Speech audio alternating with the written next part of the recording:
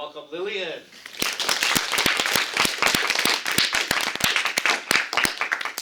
Okay, hi everyone, I'm LillianH.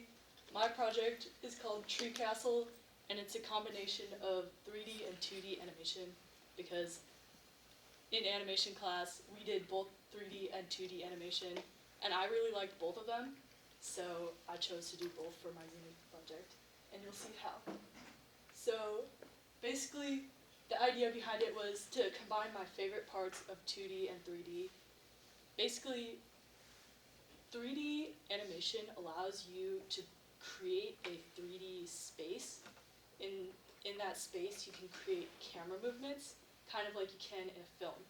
Whereas in 2D animation, it's really difficult to do camera movements because you usually want your background to be like a single image that's not going to change.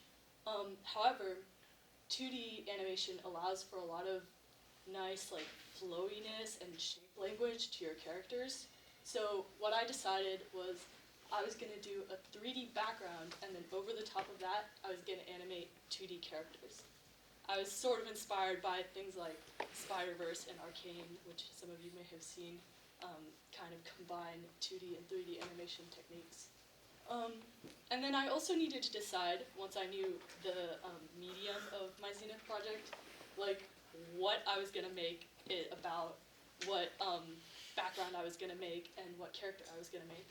And so for that, I was really inspired by the California Redwoods. My original idea was to make a pirate ship, which then transitioned into a castle, which then transitioned into a castle in the trees, because I love the trees. They're so big and tall and strong, and don't you just want to live there? Yeah, I do. Okay, and so here I drew up a concept art of what I wanted it to look like. So there it is. You got a tree, a bridge, some little buildings. I just drew this with markers and a pen. And then I created some storyboards. These are pretty rough, just on paper with a pen storyboards. Normally, I might do them digitally, make them a little bit nicer, but for this, since I was doing just shots in the 3D space, I feel like I approached storyboarding a lot more like a film student would, where they just kind of make like a few storyboards, you know, they don't really act out the whole thing. So that's what I did. You can see there are lots of, you can maybe tell what these scribbles are, that there are lots of shots of the characters, and then at the end there's some more acting and some more storytelling. Later on you'll see that I kind of had trouble telling the story that I wanted to tell, but I do think what I made turned out very pretty, so hopefully you guys will enjoy that at least. Okay, now I moved on to modeling. So I really like modeling, but the hardest thing with modeling is knowing where to start. And so thankfully I had my concept art. I knew what I wanted it to look like. I knew I wanted trees and I wanted some buildings. But what are these buildings going to look like? I don't know. Here they just look like blobs. So I decided I kind of wanted to base all of the structures around this nice simple arch shape. So what I did is I made the arch, and then I just started duplicating it. There's this really nice thing you can do in Maya where you take the shape, you duplicate it, and you move it, and Maya will not only save the duplicate, but it'll save that movement, so you can basically copy and paste, and then copy and paste again, and it'll do the movement for you. And this is really nice. You can create things that are spaced out in the same ways, and you can also create things like stairs if you like shift it to the side, you know, like it can make a bunch of stairs for you just by clicking buttons. You don't have to like move it manually every time. Yeah, and so I made little like pathways, I made little like arch dwellings, I made little roofs for them, little bases, and then I created some trees, big tall cylinders, bases, cylinders, lots of arches, stairs, which are rectangles. We love shapes. And then I moved on to the next part of 3D animation, which you guys are going to learn in class. And this is another application that looks like that. It's called ZBrush. And ZBrush is sculpting. Maya is modeling. ZBrush is sculpting. It's like clay. You got a little brush, and you move things around and make them look weird. Now, ZBrush is not my favorite application because it's very imprecise, but that looks great for trees because trees are supposed to be lumpy. So I just went into ZBrush and made it all lumpy, and I did this only for my trees. So when we initially learned ZBrush, we were kind of encouraged to ZBrush everything, but ZBrushing things like buildings, there's kind of no point because you want a building to look kind of like shapy and flat and geometric rather than lumpy. So, or smooth, I guess. But, so I didn't ZBrush anything except the trees. Anyways, next thing I did is I colored things. Yay! Doesn't this look pretty? Okay, this is another program called Substance Painter. I love Substance Painter. You import your whole model in there, and you can paint directly on it. It has a bunch of textures that you can see over here. I chose gold and marble and blue, sort of based on my concept art again. I thought that would look nice with the green. And then what it does is it basically takes all the colors that you're painting on your model and puts it onto the flat map. So this is called a UV map, and it's really important that before you put your model into Substance Painter, that you do something called unwrapping it, which is basically where you create this map and make sure it lines up with the map of your model. So once you're done substance painting, it sort of prints this PNG for you, and the PNG, you then take it and you put it back in Maya onto your model, and this is called a node tree. What you do is you put the image that you saw up here, the PNG, and it lines up all the colors just the way you did it in Substance Painter. You can also do things called like bump maps and whatnot for texture, but I kind of skipped that because why bother? And then I added texture to the trees, and I didn't like it that much. From a distance, it might look kind of good to you guys, but once you zoom in, it's very pixely. So I ended up just making them sort of a flat brown. Yeah, so you can see here, this is how I did my buildings, and then my trees are flat brown, and then we're going to get into the backdrop. So you can see along the back here, there's sort of this nice trees in the distance. Doesn't it look nice? What I did to make that is I painted a panorama of trees in Photoshop, and I put it on a octagonal prism, and I made the prism huge so that basically all of my model is inside this prism, so that if you look anywhere inside the model, you're always going to see the trees in the backdrop. And so it just kind of creates the illusion that there's more out there, even though there isn't actually more out there. I only modeled like 6 trees, maybe. So yeah. Okay, here's a quick guide to my Maya file, just so you guys know what's in here. So around in the back, we got the octagonal prism that goes all the way around. And then in the middle, we got the trees, and you can see the little bridge and the little buildings in there. They're very small. And then in addition to the trees, I also added these like layers in the middle that were kind of transparent versions of basically the same painting that you see in the far background. What I was trying to do with this is I was trying to create the effect. You know how when you're in the forest, there's always like leaves between you and the other trees? It sort of creates this like dense feeling that you can't quite see to like the next tree. Usually there's like some leaves in the way. So I just created lots of sheets of leaves in between to sort of create that depth and that busy feeling. And then the last thing I did is I added a spotlight for lighting. Gotta have light in your 3D model. Okay, next step is setting up cameras. So this is maybe the second funnest part after modeling, is you have your little camera and you move it around, and you can look through the camera or you can look at the camera so you can see where you're moving it. And yeah, here's a nice thing Maya can do where you can like see your model from multiple perspectives. So this one's the only colored one, I don't know why. But then this one is like a top view, and this one is like a side view, and this one is like a, I don't even know, maybe another side view. Yeah, so here's setting up my cameras, and now usually for 3D modeling, or not 3D modeling, 3D animation, what you do is you render it, but I kind of did not render my animation.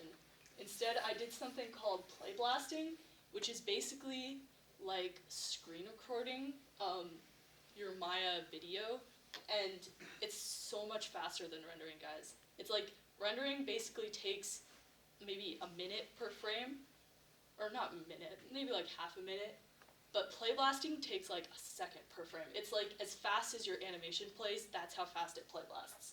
So that's really, really nice. Saves you a lot of time. The one side effect of play blasting is you will see that there's some little things left in there that maybe you shouldn't be able to see, like the red outline of the lights. You can kind of see in some of the play blasts. That's okay. You don't have to look that closely. Anyways, so I took my play blasts, and this is the first half of my project done. Next half, animating in Photoshop. Woo! Yeah, so this is my character design of my little girl. She is monochromatic and transparent, so I decided she's a ghost. I did something a little bit strange. I animated the colors before I animated the line art, so I basically drew a bunch of blobs of color and then drew lines on top of it. I was inspired by, I don't know, 3D animation and this video game called Ori and the Blind Forest. But I was told that this style I created looks like a TED Ed video, which I'm going to take as a compliment. Okay, next you can just see how I put the videos, the play blast that I took into Photoshop, and then I animated over top of them. So these are all my animation layers. They're called video layers. I don't know if animation kids are working in Photoshop if they're using video layers, but they're pretty nice. Yeah, so you can see I did my solid colors, and then I did my line art on top. Yeah, okay, the final product is in the Dropbox. Hold on, let me get it. I did not have time to put it on the YouTube channel.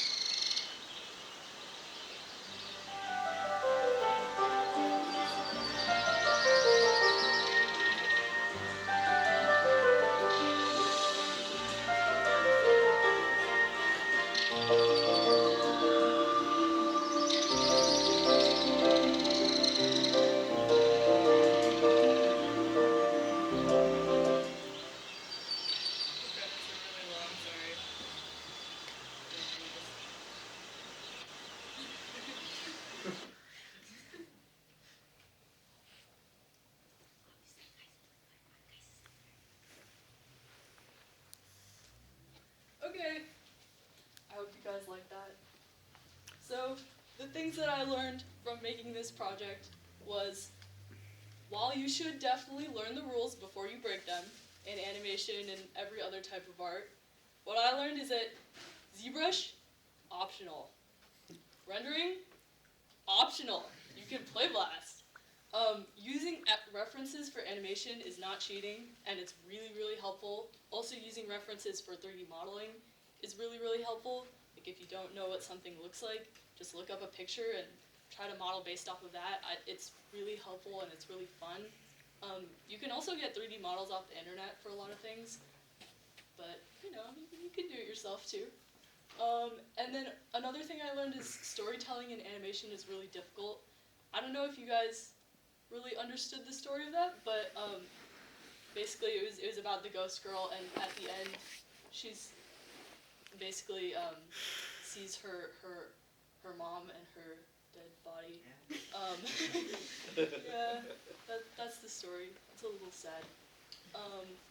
Yeah, and then also I think it's really important to experiment with things, and sometimes to cut corners can help you do things really faster and help you explore more and create more products that are more, you can get more of your ideas out there, because I feel like a lot of people have a lot of ideas, but they have trouble getting them out there. So I think sometimes you just need to whip something up really fast, even if it's a sketch with markers and pens. Like, getting your ideas on paper is really important so that they don't go away in the brain fog. Yeah. All right, that's it.